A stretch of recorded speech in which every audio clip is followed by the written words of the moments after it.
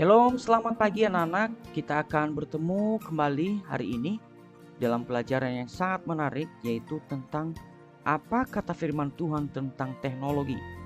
Kita berdoa terlebih dahulu. Tuhan, terima kasih untuk hari ini. Kami bersyukur kami boleh bertemu di kelas ini. Hamba mohon Engkau memberkati anak-anak murid hamba-Mu, supaya mereka boleh mengikuti pembelajaran ini dengan seksama dan mereka boleh mendapatkan sesuatu di dalam. Terima kasih Tuhan. Amin. Anak-anak, kalian semua akan mengikuti pembelajaran yang sangat baik untuk hari ini, yaitu tentang apa kata firman Tuhan tentang teknologi.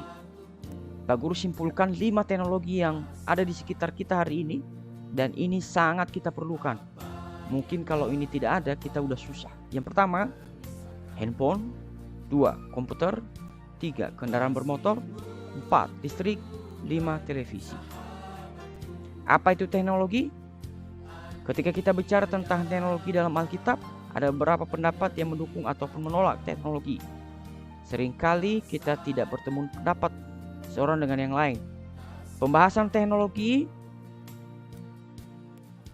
izinkan Pak Guru menjelaskan mengenai awalan yang sama dengan mendefinisikan dahulu apa itu teknologi. Menurut kamus Merriam-Webster, teknologi adalah sebuah penemuan hal-hal penting yang digunakan untuk menyelesaikan pekerjaan. Intinya anak-anak bahwa teknologi itu sesuatu yang ditemukan untuk meringankan pekerjaan. Ada banyak lagi ya, seperti mesin fotokopi itu. Bayangkan sebelum ada fotokopi mesin sekarang, dulu orang fotokopi itu dicetak pakai tinta satu-satu. Sekarang udah ada fotokopi, sekali masuk, tes, last minute, satu buku selesai. Nah, dan tahukah kamu bahwa alfabet juga sebagai penemuan teknologi? Dulu di Inggris, sebelum ada penemuan tulisan ABC itu, A, B, C, D, E, dan seterusnya, itu bahasa Inggris itu dilakukan seperti semacam orang bernafas, jadi seolah-olah natural seperti itu. Namun pada abad ke-5, dasar-dasar bahasa Inggris tulisan mulai terbentuk. Maka bahasa Inggris diciptakan untuk memecahkan persoalan komunikasi antar sesama manusia. Saya ulangi, antar sesama manusia dalam sebuah komunitas atau grup. Apa itu teknologi? Sudah kita pahami. Jadi teknologi itu adalah penemuan untuk meringankan pekerjaan manusia. Contoh-contoh penggunaan teknologi dalam Alkitab. Nah, ini awalannya seperti ini.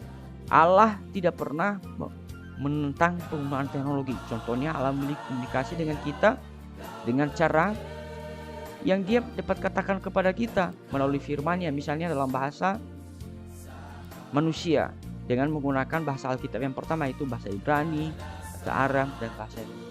Coba seandainya Tuhan menggunakan bahasa yang kita tidak pahami, nggak ada Alkitab, kita tidak bisa mendengar firman Tuhan.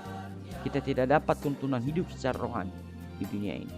Contoh-contohnya misalnya penemuan pertama dalam kitab orang Kristen, yaitu Kain membangun suatu kota. Jadi 4 ayat 17. Tubal dan Kain menempa segala perkakas dari perunggu. Nuh membangun bahtera. Ini lagi nak, waktu zaman Pak Guru sekolah, guru matematika saya bilang, ini adalah penemuan matematika yang paling pertama di muka bumi, terutama dalam sejarah kitab suci orang Kristen. Kenapa begitu? Karena ketika Nuh membuat bahtera, Tuhan memberikan dia ukuran-ukuran, dan itu menggunakan angka matematika. Panjangnya 300 selai, tingginya 100 selai, dan sebagainya. Kemudian orang-orang membangun Menara Babel pada waktu itu. Raja Salomo membangun bait Allah, itu penuh ukuran-ukuran. Tuhan Yesus menggunakan alat-alat sebagai tukang kayu, dan Paulus menggunakan surat sebagai alat komunikasi. Dan itu penemuan-penemuan dari zaman ke zaman. Apa pesan Allah dalam penggunaan teknologi? Dia tidak menolak menggunakan teknologi, apalagi demi melakukan tujuan-tujuannya. Tetapi Dia tidak sepenuhnya mendukung atau menolak teknologi. Namun bukan berarti bahwa Allah mendukung penggunaan teknologi secara sembarangan.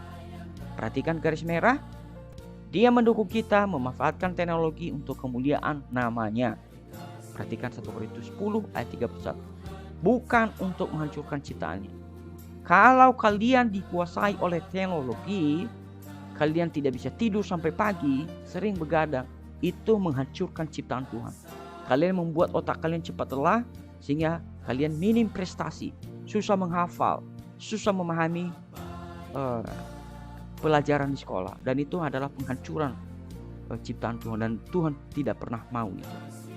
Teknologi rata-rata ditemukan oleh orang-orang yang mengutamakan logika. Mereka yang selalu bersifat mistis umumnya akan menggunakan dan menganggap bahwa teknologi adalah lawan dari peradaban, alat untuk menghancurkan tradisi secara negatif. Memang harus kita akui bahwa penggunaan teknologi tanpa dikontrol akan menggerus dan membuat tradisi secara positif bisa hilang. Contohnya, zaman Pak Guru sekolah tahun 90-an,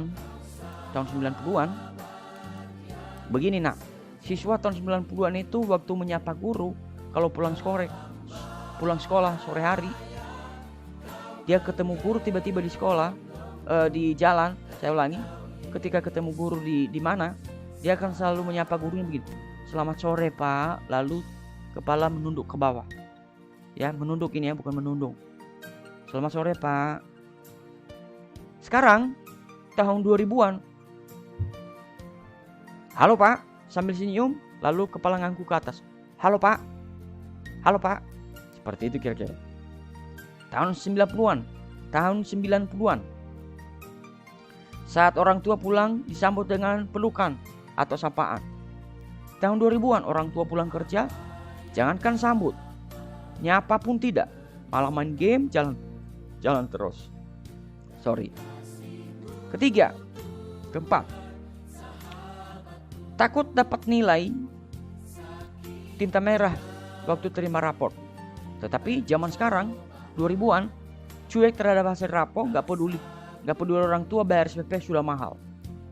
Berikut, saat terima telepon orang tua, dia akan bilang begini pada tahun 90-an. Selamat sore Papa, halo Papa, halo Mama.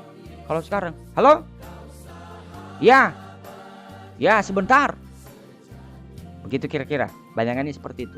Mungkin tidak semua seperti itu anak-anak, tapi rata-rata Pak Guru buktikan itu kalau teleponan murid-murid, kalau dia belum absen dari. Saya telepon, kenapa? Loh kok kenapa? Boya bilang dulu, selamat siang Pak Guru, ada apa? Bukan, kenapa? Loh, I'm not your friend, I'm your teacher. So why you say that? Saya tersinggung sedikit kalau ada anak-anak jawab seperti itu. Oke, berikut. Lebih peduli kebersihan tahun 90-an. Anak zaman sekarang banyakkan jorok, mandi aja jarang gara-gara main game. Habis waktu untuk belajar dan membersihkan diri zaman tahun 90-an. Sekarang habis waktu main HP, mandi lupa, makan lupa, akibatnya otak tak mampu mengingat pelajaran karena kelelahan. Cara gereja menggunakan teknologi dan seterusnya. Nanti silakan baca ini nak. Pak Guru percepat karena terbatas ininya, screen recordernya ini.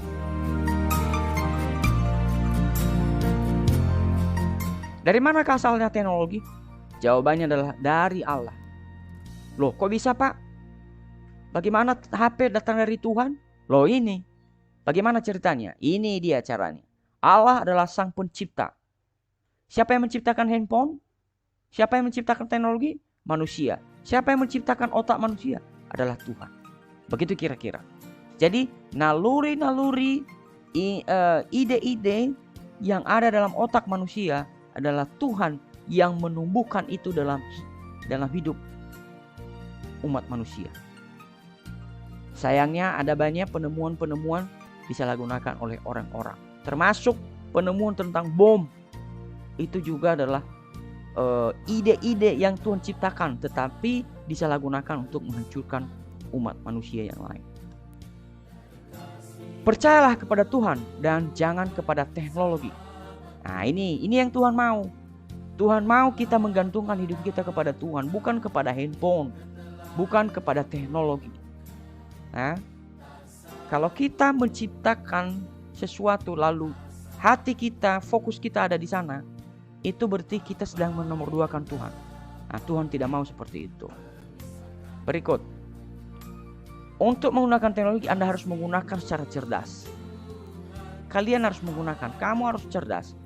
Dengan tangan terbuka mengetahui teknologi bukanlah solusi untuk setiap permasalahan, melainkan merupakan sebuah alat untuk mengabarkan Injil, membuat pekerjaan menjadi gampang dan seterusnya.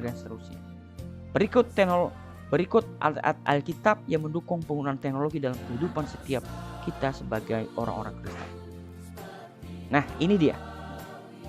Ini juga adalah salah satu contoh penggunaan teknologi dalam kehidupan umat manusia, khususnya dalam kehidupan dalam aktivitas medis atau kedokteran. Bayangkan ini, nak.